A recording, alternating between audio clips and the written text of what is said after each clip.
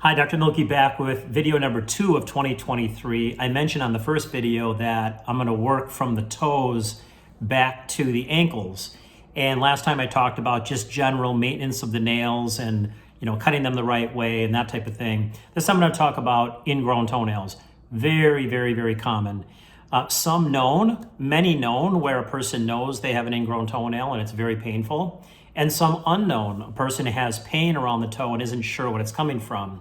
And oftentimes it's from an ingrown toenail. So if you have pain around the nail and you're not sure exactly the cause of the pain, it could be from an ingrown toenail, and that's something that you should come in and have addressed.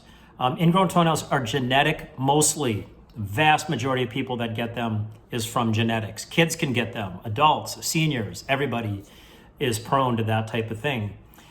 So if you know you have it, again, trying to dig it out in the bathroom and that type of thing, a little risky. I've seen many infections from that, and especially if you have diabetes, don't even come close to attempting that type of thing. But I'm going to use my finger here. Some ingrown toenails are up here towards the tip of the toe, and some are actually back here. Just had a patient in the office who had pain and redness back here. Nothing towards the tip, and it was because the nail was growing in way back here near the cuticle, not back, by the cuticle, but back in this area here. It could be one side or the other. And you can get an ingrown toenail on one side, you can get it on both sides.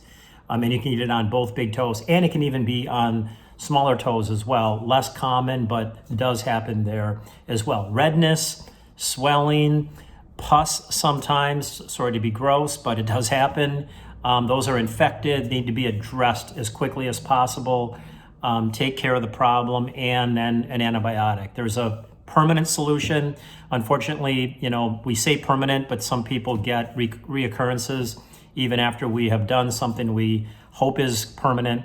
But there is a way to solve it. The bottom line is there is a way to solve it. Don't rely on a pedicure as if you're a female to, fix your ingrown toenails. If there's pain, if there's redness, you certainly want to have it done by a professional. So ingrown toenails are very, very common. They can be very painful. They can get very infected, and they can be high risk for certain people, especially those with diabetes. So you want to make sure that you address those as soon as possible. I'll be back next time with probably one more nail condition, and then we'll move on to another part of the toe. See you next time.